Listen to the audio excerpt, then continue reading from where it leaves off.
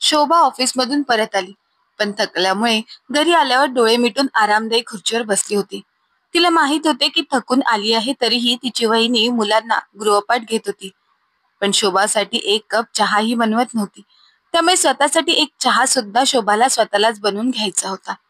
तेवढ्यात शोभाचा विजयदादा तिच्या रूममध्ये आला आणि म्हणाला, "शोभा, जरा या 2 लाख रुपयाच्या चेकवर सही करून दे. मुलांच्या स्कूलची फी भरायची आहे आणि अजून सुद्धा काही महत्वाची कामे आहेत." तेव्हा शोभा हैराण होत म्हणाली, "दादा, एवढी मोठी रक्कम? एवढ्या मोठ्या रकमेची तुला काय गरज लागली आहे?" तेव्हा विजय रागातच म्हणाला, "हे बघ शोभा, तू गपचूप चेकवर सही कर. उगाचच हे नको ते प्रश्न का विचारत आहेस? तसेही तुझे कोणतेही कुटुंब नाही आहे, त्यामुळे तू मला पैसे दे. तू तुझा बँक बॅलन्स वाढून काय करणार आहेस?" विजयचे असे बोलणे शोभाच्या मनाला लागले. त्यामुळे क्षणभर तिचे मन थरथर कापू लागले. पण तिचा चेहरा शांतच होता. तिने चेकबुक हातात घेऊन बंद केला आणि गंभीर आवाजात म्हणाली, "तुम्हा लोकांमुळेच आजपर्यंत माझं लग्न झालेलं नाही आणि माझं कुटुंब तयार झालेलं नाही. माझ्यासाठी कितीतरी मुलांचे नाते आले होते, पण तुम्ही लोकांनी प्रत्येक मुलामध्ये काही ना काही कमतरता काढून नकार दिला. मग माझं लग्न तरी कसं होईल आणि कुटुंब तरी कसं बनेल?" असं बोलताना शोभाचा आवाज जड झाला होता. ती भरल्या गळ्याने म्हणाली, "बाबा गेल्यानंतर आईने किती कठीण परिस्थितीमध्ये आपल्याला लहानाचं मोठं केलं. आपण आईचा संघर्ष पाहूनच मोठे झालो आहोत. तरी सुद्धा तू कधीच पुढे येऊन आईची जबाबदारी कमी करण्याचा प्रयत्न केला नाहीस. तुला नोकरी लागल्याबरोबर लगेचच तू ऑफिसमध्ये काम करणाऱ्या मुलीबरोबर लग्न करण्याची गोष्ट केलीस. तरी सुद्धा आईने मोठ्या आनंदाने तुझ्याच ऑफिसमध्ये काम करणाऱ्या मुलीबरोबर लग्न करून दिले. परंतु कोणाला माहित होते की तुझं लग्न झाल्यानंतर आई कायमची हे जग सोडून निघून जाईल. जेव्हा माझे शिक्षण पूर्ण झाले, त्यानंतर मला सरकारी नोकरी लागली. तेव्हा तुम्ही सर्व लोक खूप खुश झाला होता. तुम्ही लोक मोठ्या गर्वाने सांगत होतात की आमच्या शोभाला सरकारी नोकरी लागली आहे. परंतु कोणाला माहित होते की तुम्हा लोकांची नजर फक्त माझ्या पगारावर आहे. आई गेल्यानंतर असे वाटले होते की माझे दादा वहिनी आहेत, ते लोक माझ्या आयुष्यासाठी चांगला निर्णय घेतील. परंतु तुम्ही लोकांनी तर मागचे 10 वर्ष फक्त माझा पगारच घेतला आहात, पण त्या बदल्यात माझ्यासाठी काहीच केले नाही." शोभाचे असे बोलणे ऐकल्यानंतर विजयला प्रचंड राग आला. मग तो रागातच म्हणाला, "आई बाबा गेल्यानंतर तुला पाहणारे आम्हीच लोक आहोत ना. मग असे कसे आम्ही तुझं लग्न कुठेही करून देऊ?" तेव्हा शोभा आपल्या दादाचे बोलणे मध्येच थांबवत म्हणाली, "तुम्हा लोकांना जेव्हा पैशाची गरज पडते, तेव्हा तुम्ही लोक माझ्याकडे पैशाची मागणी करता आणि जेव्हा जेव्हा तुम्ही पैसे मागितले तेव्हा तेव्हा मी कोणताही प्रश्न न विचारता तुम्हा लोकांना मदत केली आहे. पण आज माझे कुटुंब नाही असं म्हणून तुम्ही माझी थट्टा करत आहात. माझं कुटुंब नाही हे बरोबर आहे, पण ते नसण्यामागे तुम्ही लोकच आहात ना." शोभाच्या अशा बोलण्यानंतर आता रूम मध्ये शांतता पसरली होती. शोभाने जवळच्या टेबलवर ठेवलेल्या पाण्याचा जग उचलला आणि त्यातून एक ग्लास पाणी घेऊन एका घोटातच सर्व ग्लास खाली केला. तिचा श्वास वाढला होता. तिच्या भावनांचं ओझं तिला सहन होत नव्हतं. ती शांतपणे खिडकीजवळ जाऊन उभी राहिली. बाहेरून थंड वारे येत होते. तिने एक दीर्घ श्वास घेतला आणि म्हणाली, "दादा, मी नेहमीच तुमच्यासाठी जगली आहे. पण त्या बदल्यात मला काय मिळाले? आज मला हे ऐकायला मिळत आहे की माझे कोणतेही कुटुंब नाही. जरी माझे कुटुंब नसले तरी माझी काही स्वप्ने आहेत, माझे स्वतःचे काही खर्च आहेत आणि हो, माझा एक स्वाभिमान देखील आहे, जो आज तुम्ही दुखावला आहे." असं बोलता बोलता शोभाचा आवाज पुन्हा जड झाला आणि तिच्या डोळ्यात अश्रू आले. तेव्हा आपल्या डोळ्यातील अश्रू पुसत शोभा म्हणाली, "यावेळी मी या चेकवर सही करणार नाही. तुम्हाला मुले आहेत, त्यामुळे त्यांच्या फीची जबाबदारी तुमची आहे, माझी नाही. आता मी माझ्या पैशांचे काय करायचं ते स्वतः ठरवेन." शोभाचे असे बोलणे ऐकून विजय आश्चर्यचकित झाला होता, कारण शोभाने आज पहिल्यांदाच स्वतःला प्राधान्य दिले होते. एक दीर्घ श्वास घेत शोभा पुढे म्हणाली, "तुम्ही लोक प्रत्येक नात्यात दोष शोधत होतात. कधी तुम्ही म्हणालात की मुलाचं कुटुंब चांगलं नाही, कधी तुम्ही म्हणालात की मुलाची नोकरी चांगली नाही, तर कधी म्हणालात की मला एकटीला राहायची सवय लागली आहे. परंतु आता मी स्वतःसाठी सुद्धा काही विचार केला आहे. काकांनी माझ्यासाठी एक मुलगा शोधला आहे आणि यावेळी मी सर्व निर्णय स्वतः घेईन. माझे काकाही माझे शत्रू नाहीत, ते माझ्या भल्याचाच करत आहेत आणि या वेळेला मी स्वतः पाहून घेईन की मुलगा माझ्यासाठी योग्य आहे की नाही." विजय शांतपणे शोभाचे बोलणे ऐकत होता. त्याला आता सुद्धा काहीतरी बोलायचे होते, परंतु शोभाच्या डोळ्यामधील राग पाहून त्याच्या तोंडून शब्दच बाहेर पडत नव्हते. म्हणून त्याला फक्त आपले काम करून घ्यायचे होते, शोभाकडून पैसे काढून घ्यायचे होते. त्यासाठी तो आता कोणता मार्ग सापडत आहे का याचाच विचार करू लागला. त्यामुळे थोडा वेळ शांत राहिल्यानंतर विजय अगदी हळू आवाजात म्हणाला, हे बघ शोभा, मला तुझे चांगले झालेलेच पाहिजे आहे. मी मान्य करतो की मी आज तुला खूप बोललो, मला असे बोलायला नको होतं, पण जे नाते तुझ्यासाठी योग्य नव्हते ते मी कसे स्वीकारू शकत होतो. यावेळीही काकांनी जो मुलगा पाहिला आहे तो गरीब कुटुंबामधील आहे. ते लोक तुझा पगार पाहूनच आकर्षित झाले असतील. त्यामुळे असे व्हायला नको की चुकीचा निर्णय घेऊन तू आयुष्यभर त्या चुकीसाठी पश्चाताप करत बसशील. त्या मुलाकडच्या लोकांची नजर फक्त तुझ्या चांगल्या पगारावर आहे.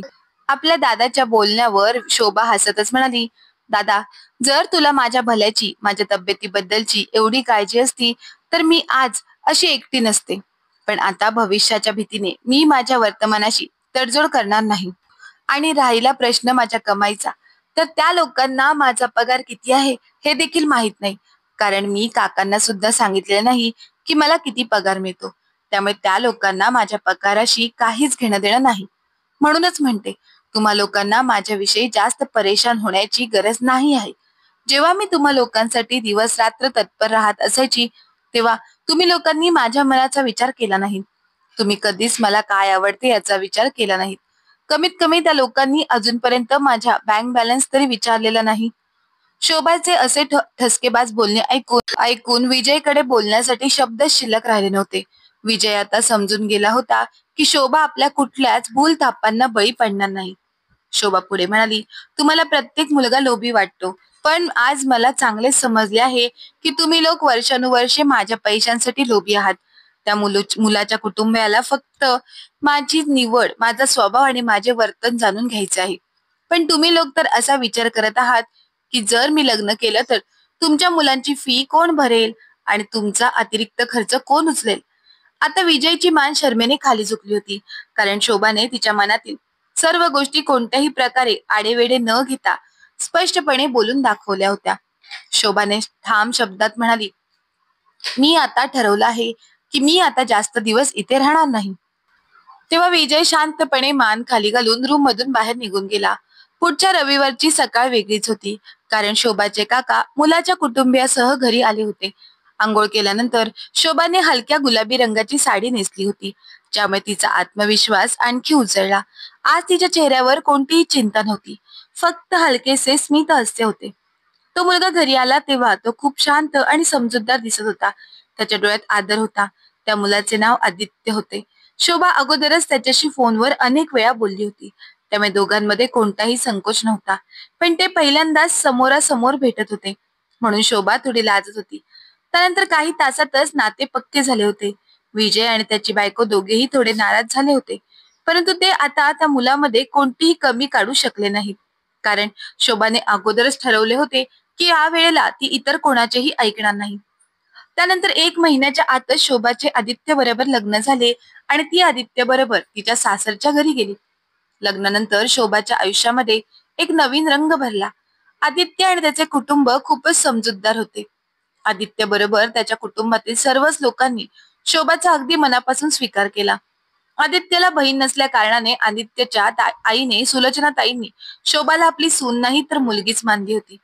त्यामुळे शोभा आपल्या सासरच्या घरी खूपच आनंदामध्ये आणि सुखामध्ये राहू लागली होती. तर इकडे शोभाचा दादा आणि वहिनीला आर्थिक अडचणींचा सामना करावा लागला होता. विजयच्या ऑफिसमध्ये काही प्रॉब्लेम झाल्या कारणाने त्याला ऑफिसमधून काढून टाकण्यात आले होते.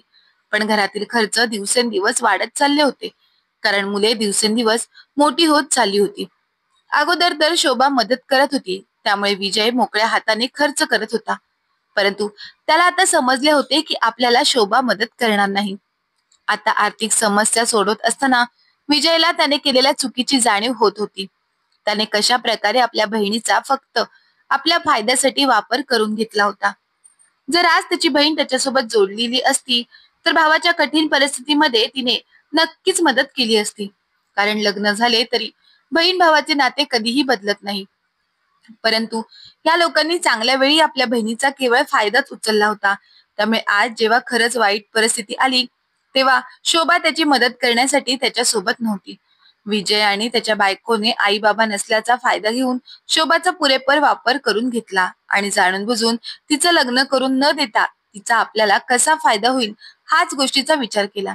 म्हणून आज त्यानेच केलेल्या चुकीची शिक्षा त्यांना भोगावी लागत आहे. पण या उलट शोभाने कधीच मनामध्ये कोणत्याही प्रकारचा कटुपणा न आणता उदार मनाने आपल्या दादा आणि वहिनीला मदत केली होती. म्हणून तिचा संसार आणि तिचं कुटुंब आज सुख समाधानाने आयुष्य जगत आहे. शोभाला 2 मुले झाली आहेत, एक मुलगा आणि एक मुलगी. तिचा दादा तिला चिडवायचे काम करत होता की तुझे कुटुंब नाही. परंतु आता शोभाचे कुटुंब पूर्ण झाले होते आणि महत्वाची गोष्ट म्हणजे ती आपल्या कुटुंबासोबत सुखात आहे. म्हणून मित्रांनो, कुटुंब कितीही प्रेमळ असले तरीही आपल्या आयुष्याचे निर्णय स्वतः घेणे हेच खरे शहाणपण आहे.